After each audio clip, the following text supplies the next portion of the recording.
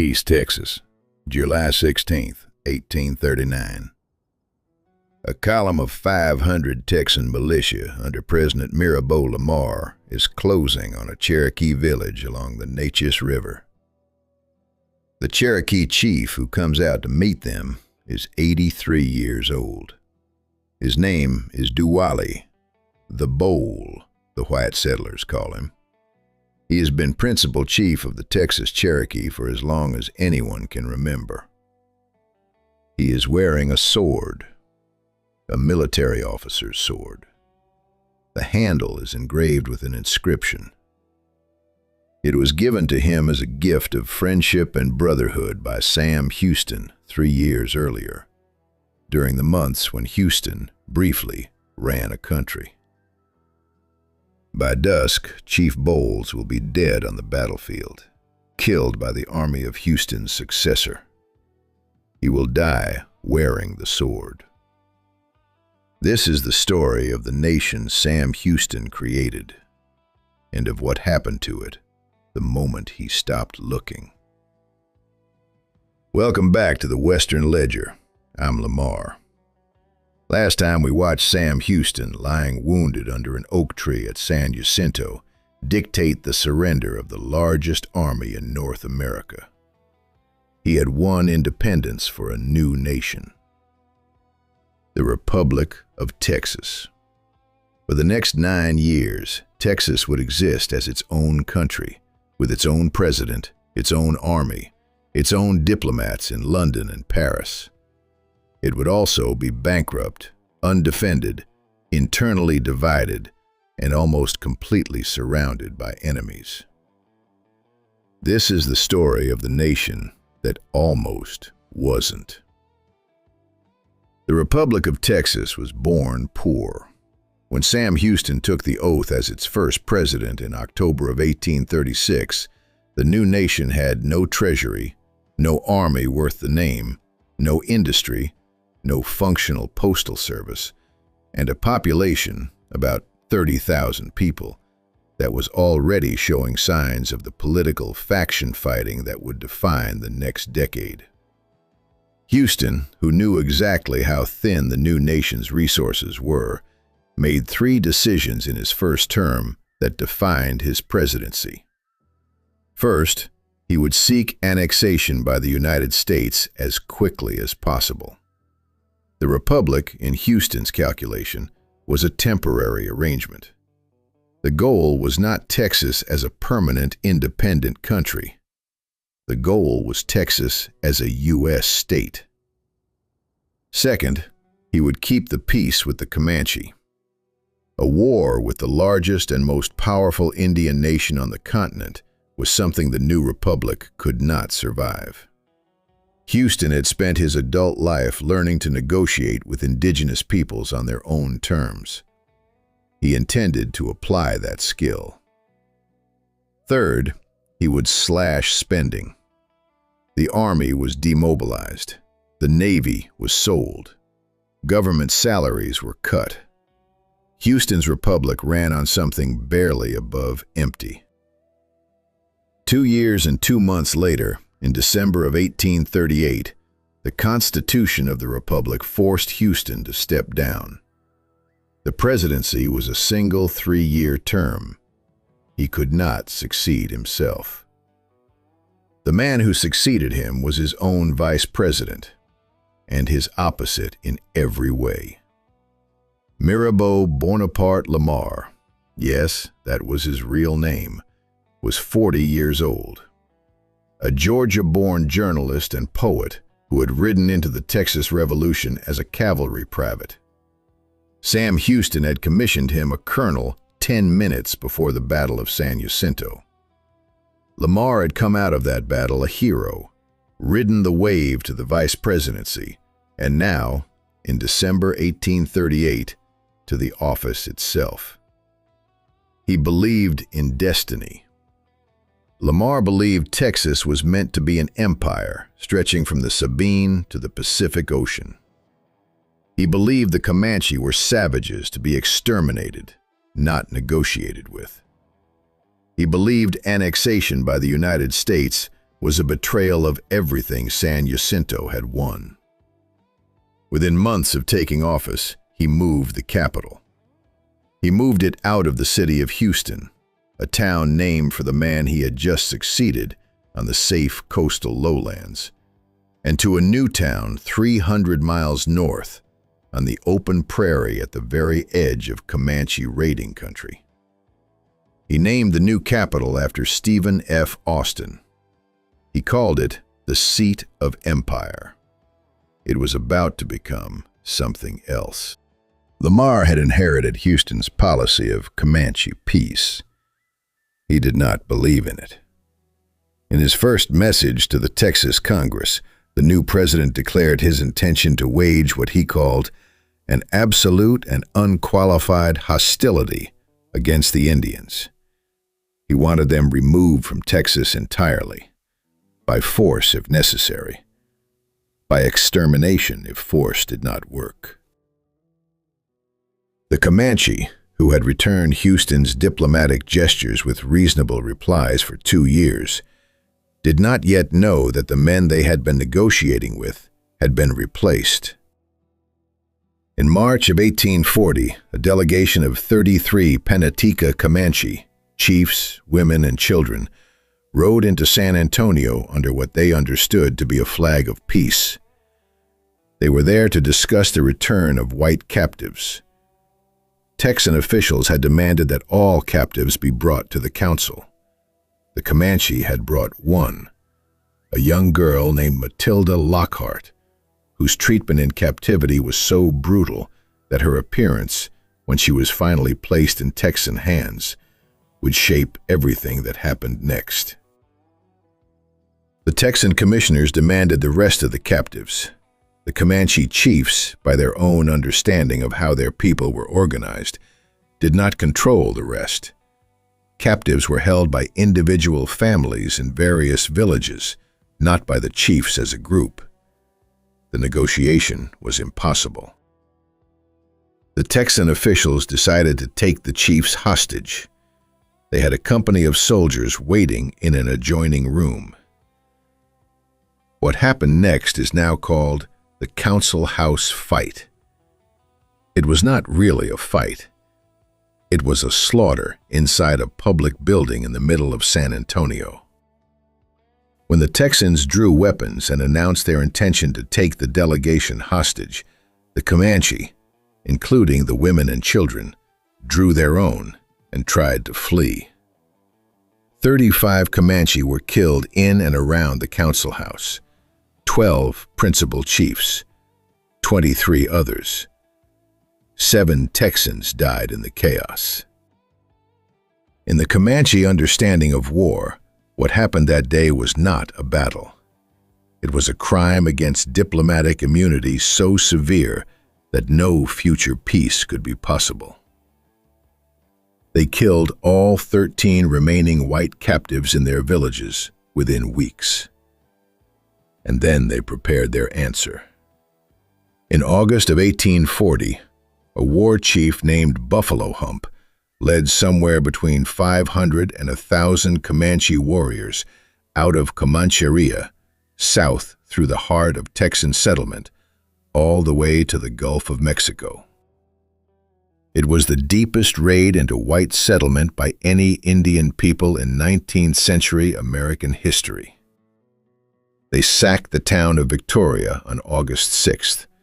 They sacked the port town of Linville on August 8th. The people of Linville, sensing the column approaching, fled to boats in the bay and watched their houses burn from the water. When the Comanche turned for home, leading mules loaded with stolen goods, Texan militia intercepted them at a creek called Plum Creek on August 12th. The Texans claimed a great victory. The truth was more modest. Perhaps 80 Comanche were killed. Most of the warriors escaped. The captured plunder was scattered across the prairie. But something had been broken between two peoples that would not be repaired in the lifetime of anyone present. The Comanche-Texas blood feud was forged in the months between March and August of 1840. It would last 40 years. By the spring of 1841, the Republic of Texas was running on smoke. The new capital at Austin was half built.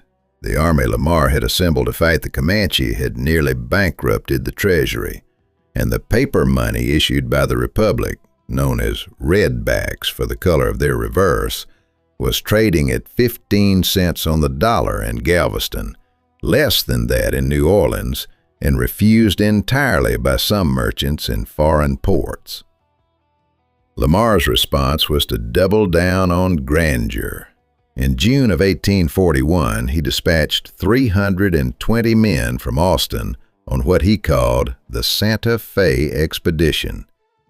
Their mission on paper was to open a trade route to the upper Rio Grande and to assert the Republic's claim to half of present-day New Mexico, which Texas insisted was its territory.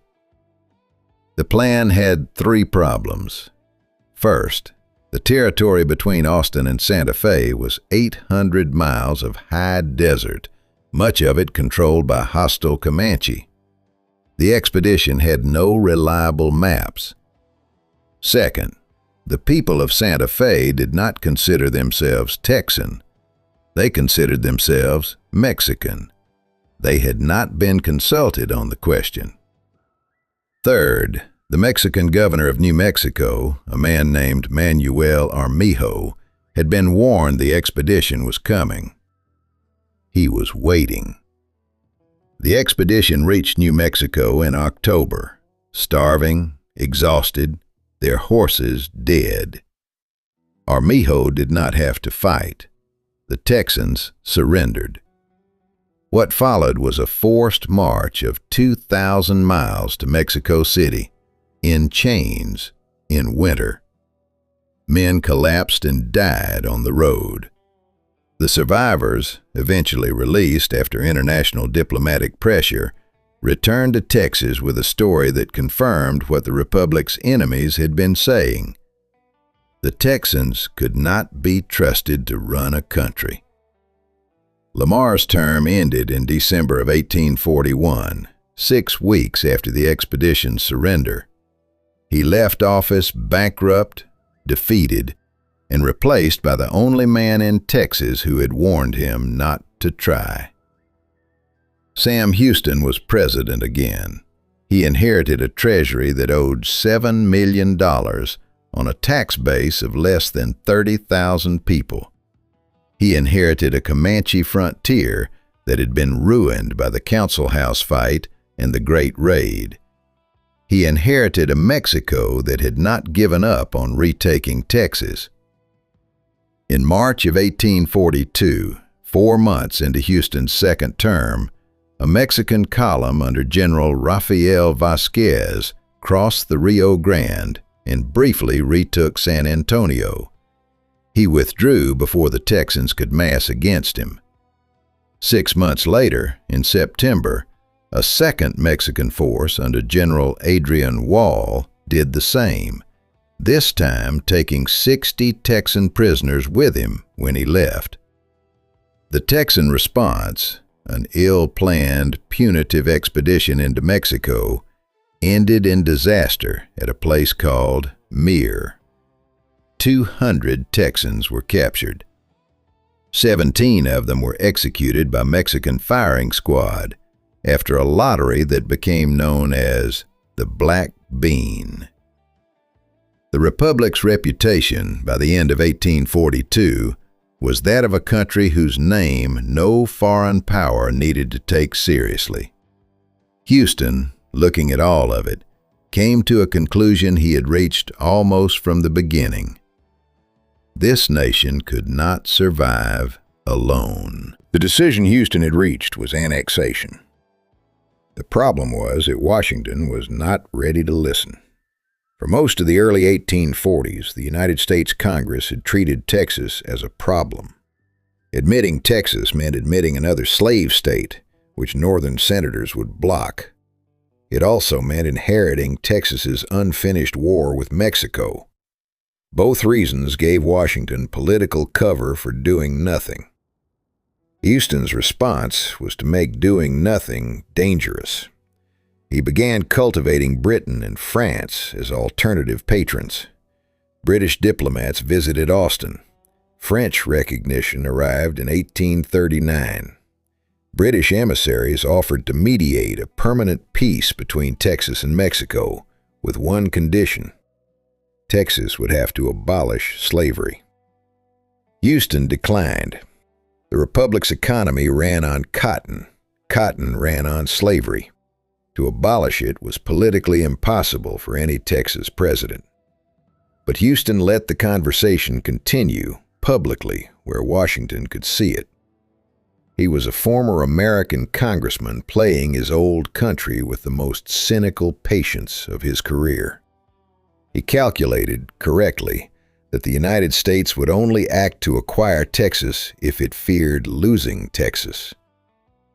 In April of 1844, President John Tyler signed a treaty of annexation with the Republic of Texas. The Senate, 2 months later, voted it down by more than 2-1. The treaty's defeat made annexation the central issue of the 1844 presidential election. James K. Polk, a Tennessee Democrat, a slaveholder, and an ardent expansionist, ran on a platform of taking both Texas and Oregon. He won the presidency by a margin of slightly more than 1% of the popular vote. Tyler, leaving office, treated the election as a mandate. In February of 1845, 3 days before he handed power to Polk, Tyler pushed annexation through Congress as a joint resolution requiring only simple majorities in both chambers rather than the 2/3 Senate vote a treaty required. It was a constitutional workaround that has been argued about by historians ever since. It also worked.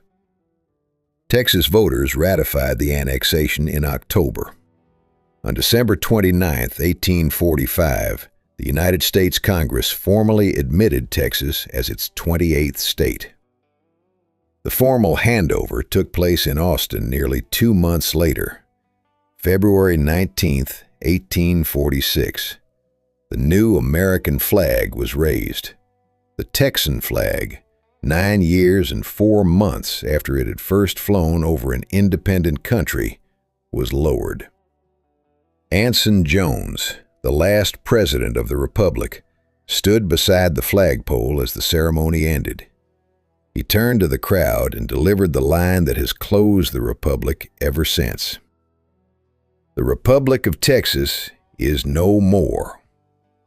It had lasted 9 years, 2 months, and 8 days. Sam Houston had spent his entire political life trying to make Texas part of the United States. By the time it happened, he was 60 years old.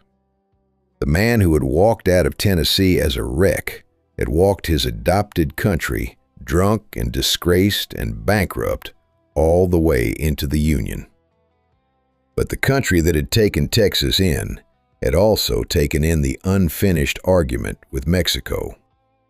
The flag at Austin came down on February 19, 1846.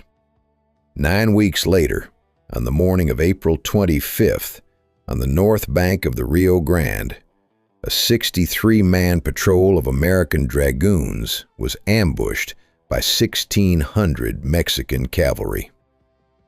11 Americans were killed. It was the casus belli the President of the United States had been waiting for.